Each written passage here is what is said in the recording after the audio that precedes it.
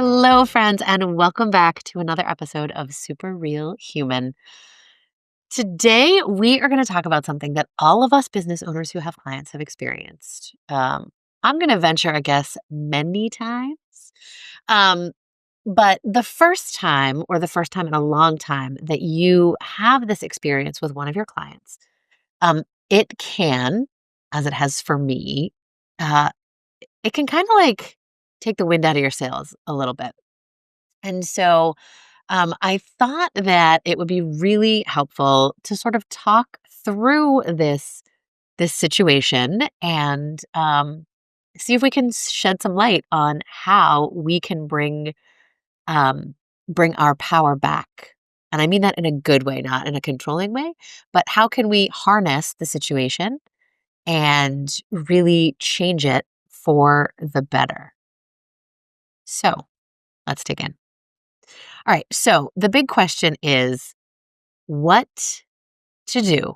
What do you do when things just are not vibing with your client? Right. And this could be for a variety of different reasons. It could be the beginning of a relationship and that sales period was great and, things were super exciting and the honeymoon period was like awesome but brief. And you're at the beginning of a relationship and you're like, what have I gotten myself into? Like, this was not what I thought I was signing up for, right? That can be a very, just an honest situation to find yourself in. Everyone obviously puts their best foot forward. Folks, when they are looking to hire a vendor or a contractor or a fractional, whatever um, executive position you are, they're trying to sell themselves, right? Um, to you. Please come work with us. Come help us. Come fill this role for us. And vice versa. Obviously, you're like, hey, this is what I can do for you. This is how I can help. This is how we roll. But when things get into practice, right? Things in theory are great, but when we get into practice, it can look a little different. So that's one scenario. Another scenario is something happens, right? There is a shift, there is a disagreement, there is a misstepping or a miscommunication, and things get a little rocky, right? That can be a situation where suddenly you are not vibing with a client that things were going along swimmingly with in the past, right? And then there's obviously a major shakeup, a big shift for a client where there's been, maybe a major change for them. For example, a new executive, and there, there sort of hasn't been the setting of expectations yet, or different agendas are kind of trying to sort themselves out, and everyone's just trying to figure it out moving forward. And obviously in the best light, but trying to get to know each other, trying to understand priorities and history, what's happened, what the plans are moving forward, right? So that can be a tricky situation and a very delicate situation as well. But in all of these different situations, you might, as a fractional, whichever executive you are, right? For me, I'm a fractional CMO. Um, you, the contractor, might find yourself in a situation where the vibe isn't quite there. And that can be really challenging, especially, if you tend to lead a certain way, right? For me, I lead with my heart, right? Like my gut's pretty darn strong, pretty spot on. Um, I know that if I'm not in alignment with what's going on around me, it's not it's not working as well as it could, right? And I struggle with that, honestly. I have walked away from fabulous clients, great people, but just the alignment's not there. The vibe isn't there. The fit is no longer working, right? But you don't want to do that all the time, especially when you're really passionate about the work that's getting done or being done, or you absolutely adore the people that you're working with and you're supporting. So, what can you do? What do you do when things just aren't vibing? All right. So, we're going to ask ourselves 3 questions to kind of dig into this situation. And you can do it in any of those scenarios that I gave, right? But no matter what it is that's got you feeling off or out of alignment or just not vibing anymore, the first question you're going to ask yourself is, what here is in my control? All right. Now, I don't know if you have kids, but I know I tell my kids this all the time, or I did when they were younger. Hopefully it's settled in by now. But I tell them that, you know, you can control you. You can control how you respond in a situation. You can control whether you respond or you react, right? You can control what you can do. You can control your inputs. Okay. These are the obvious things, right? These are the things that we know are 100% in our control. Now, yes, there are triggers. Yes, people can push buttons. Um, yes, you likely have teams to work within or with. And so there are going to be other factors, but think of the things that are in your control. And I actually go so far as to write them down, right? Write them down, think about them, sit with them, because you're either going to come up with a few more that are in your control, or, it's going to really reinforce for you where your sphere is. Okay. These are the things that I can do in this situation to work towards making it better. Okay. On the other side of that is the next question: what isn't, right? What isn't in my control? Okay, well, whoever I'm not vibing with, their attitude, what they say, what they do, right? Their thoughts, their actions, their feelings, not my control, right? That is a let them moment for sure. So it's also really important to identify these so that you understand there are things that may or may not be personal, right? I get very invested with my clients, right? Like I am in it with them. No matter what the outcome, I am in it with my clients. And so, yes, I am very much engaged. I very much take everything I do very seriously and very personally, right? I am personally invested in my client's success, bar none.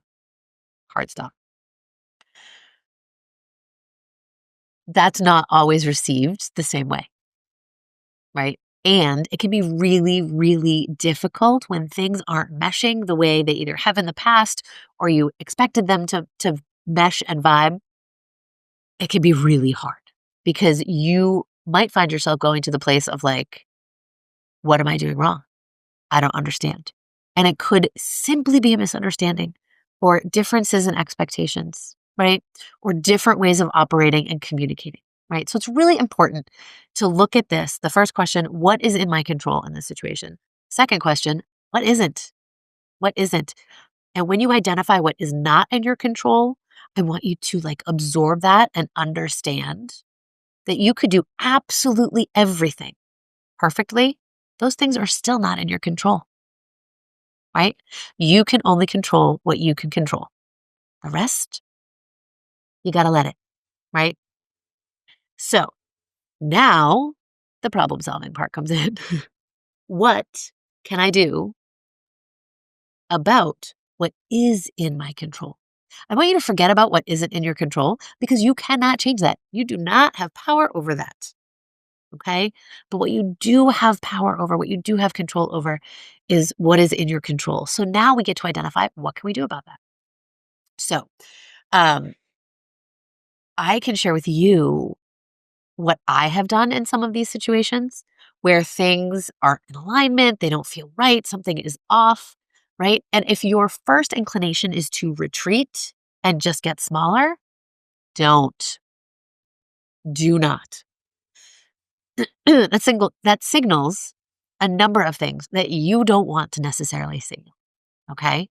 Because you know your worth. You know the work you do is valuable, especially if you've been doing it in this place for some time. So I want you to take up that space, right? But get very clear because we all, no matter if we are in a full-time job, if we are consulting, if we are fractional, does not matter.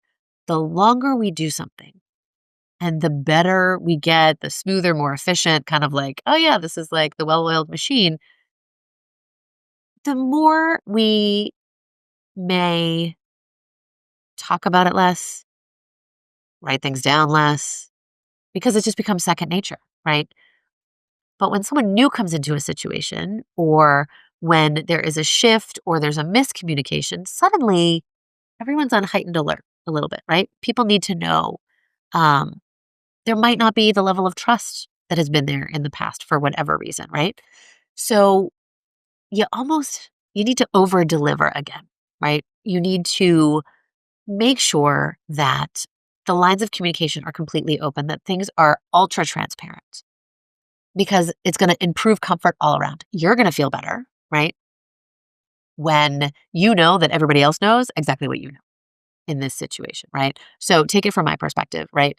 Fractional CMO, um, marketing's running. We pull things in, things are going great. Suddenly there's a new player on the team and they don't understand and they have lots of questions. But we're just kind of moving along and doing our thing. And the questions lead to misunderstanding or a feeling of nothing's happening, right? So there has to be that openness and that transparency. And when we get into our routines, we sometimes forget how important that really is and how successful it may have made you from the onset. So I encourage you to sort of return to those basics and really invite in whatever situation is kind of like off, right? Invite that situation in and do what you can do to make it better. So take away the questioning, take away the uncertainty, um, take away any sort of like veils or walls that you don't believe you might have put up, but maybe, just maybe, by being so efficient and doing your work or whatever it is, you may have inadvertently kind of shut off the outside world from seeing those inner workings. And sometimes that's important. Sometimes that's important.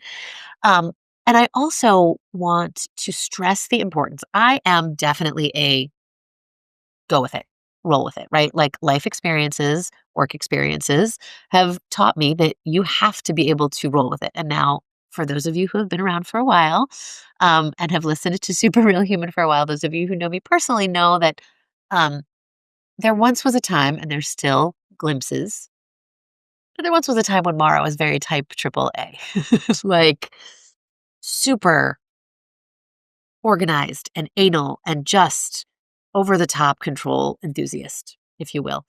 Um, and life has sort of given me a completely different perspective where now I can sort of lead and manage and do the things without constantly being in control, right? Not micromanaging, not constantly looking over the shoulders. Um, I sort of put my trust to good use.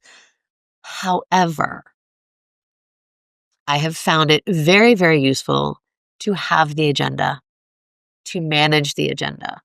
One, it sets expectations. You walk into a meeting, you know exactly what you're going to talk about, right? You're prepared. It helps the other person prepare. And so you both come to the table ready to discuss these issues. So it doesn't leave space for kind of like in a relationship where, like, for example, Darren will say something and I, in my defensiveness, am like, oh yeah, well, what about that time you blah, blah, blah, blah, blah. Okay. Not helpful in any situation at work or at home. So this helps really set the stage and set the parameters around the conversation so that you can get stuff done, right? I had a meeting today where I had the agenda, I had it written out. We crossed off so many things. Again, because I went in clear, set clear expectations, talked about the things we needed to talk about, got a few extra things in there, and it was great. It was great. We both left that meeting feeling like, oh, yeah, okay, cool, right? Something in my control. And again, not control enthusiast, control freakiness, but just something that is in my control, something I can change, something I can impact for the better. And it leaves me feeling so much better. Right? So new or different is not always bad, but when something is out of alignment, no matter what it is, when something feels out of alignment or that it's not vibing, it is an invitation to seek a different solution. It's an invitation to do something a little bit differently or to remember what got you there. Okay?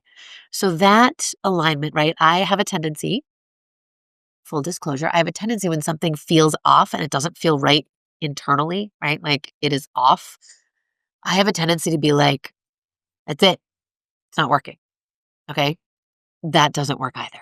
Right. Not always the solution. Not saying that that isn't ever the solution or what's right for you, but I am telling you that when something feels, when your gut is questioning, when something feels off, it's not vibing, it is an invitation to look at how you can do things different.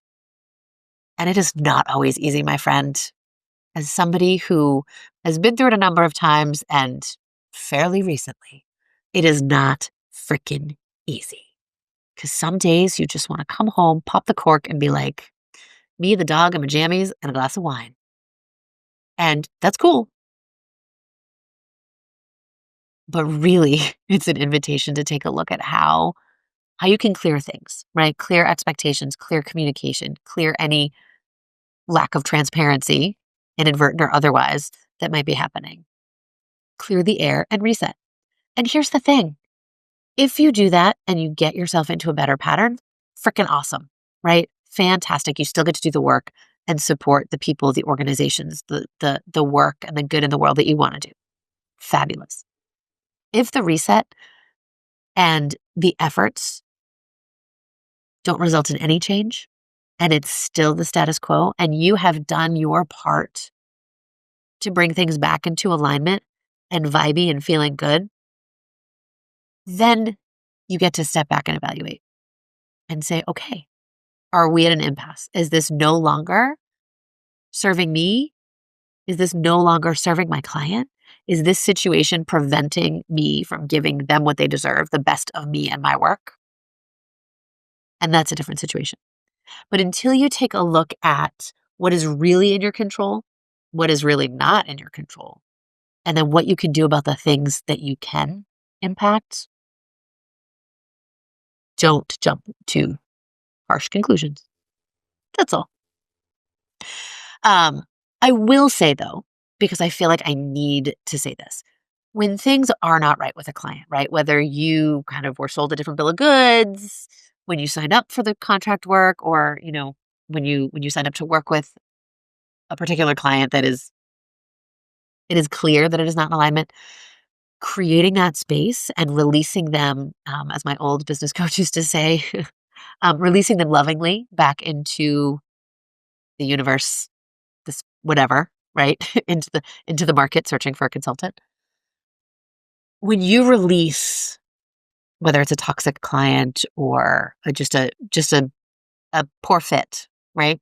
When you let go of that, that creates almost this like vortex, this suction, where you're going to get that space filled with work, filled with clients, filled with something that reinvigorates business, that increases revenue, that is even better than what you released.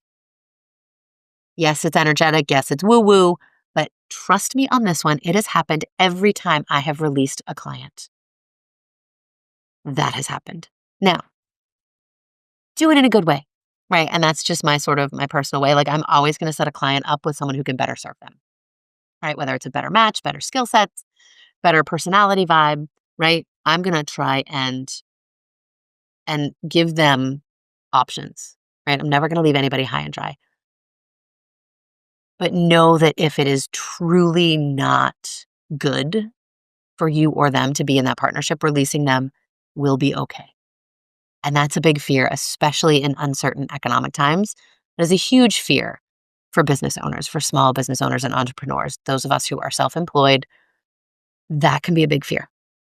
But just know that it's going to be okay. All right. So, kind of a fun topic, I think. Maybe not fun, but useful. And really, even if it's just to reassure you that, you know what? All right, I'm going to take a step back and try and look at this a little objectively before I jump to any conclusions and make any big decisions. Um, but what I want to continue in a further conversation is really then what, right? So next time we get together, we're going to talk about then what, right? What comes after you've had this, like, what's in my control, what's not? What can I do about it? And then you come to that decision point. So next time we will talk about that. So my friends, it is the holiday season. It is the end of the year. It is crazy time. People are running numbers and planning for next year. I am in the middle of doing that myself. If you have questions, if you have things that you want to talk about or you want to hear about, or you want to hear my hot take on something that you're working on, whether it's strategizing, planning, shifting in your business a little bit, go ahead and reach out to me, Maura at lilablue.com, LILLABLU.com.